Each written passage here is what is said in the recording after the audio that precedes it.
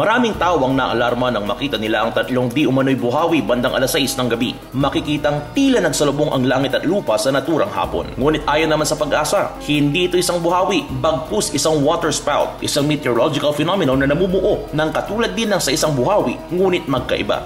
Madalas yan mangyari pag ganito po yung mainit yung ating panahon sa umaga o sa tanghali. Then pagdating ng hapon, nabubuo nga itong mga clouds, no? Itong mga tinatawag nating mamatus clouds. No? Kasi ito po yung mamatus clouds, ito po yung signs na magkakaroon na tayo ng water spout. Ngayon, pag sinabi natin sa tubig, ang tawag po natin dyan ay water spout. Pag sa lupa naman, ang tawag natin dyan is tornado. Dagdag pa ni De Vera, hindi gaanong mapanirang water spout kumpara sa tornado o buhawi dahil ito ay mas mabigat. Subalit ang water spout ay hindi ito masyadong devastating kung ikukumpara po natin sa tornado. Kasi ang water spout kasi ay may dala-dala itong tubig. Kaya yung ikot niya ay hindi ito kasing bilis o kasing lakas compared to tornado.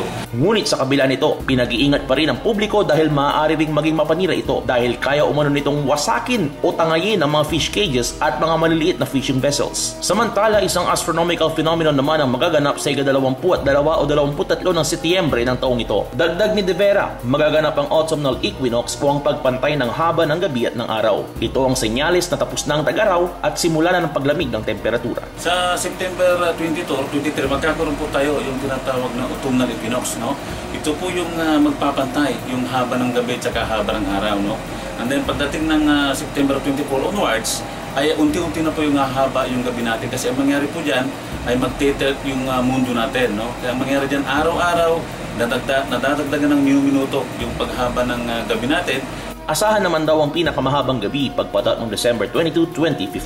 Timbog ang tatlong lalaki matapos silang mahuli ng kanilang amo na nasa kalagitnaan ng pot session sa lungsod ng Dagupan. Kinilalang mga suspect bilang sina Benjamin Abilog, 25 anyos, Manny Badwa, 20 anyos at Ranjet Narbasa, 19 anyos. Taong mga caretaker sa mga ari-arian ng kanilang amo na si Don Julius Mangudatu. Ayon sa investigasyon, nagising ang amo at bumaba sa stockroom upang tingnan ang mga kagamitan ng mahuli sa akto ang tatlo na nagpapat session. Agad namang inaresto ang mga ito. Nakumpiska naman sa mga ito ang isang sachet ng shabu at mga drug paraphernalia na may tirang shabu. Samantala, arestado rin ang isang babae makaraang mahulian ito ng bawal na gamot sa kanyang pangangalaga. Ayon sa kapulisan, nasaksihan nilang suspect na si Apple Rosas alias Sugar na may inaabot na isang sachet ng shabu sa isang hindi pa nakikilalang lalaki. Agad namang kumaripas ng takbong lalaki samantalang kalaboso si Sugar. Todo tanggi naman ang suspect sa paratang laban sa kanya. Wala akong drugs.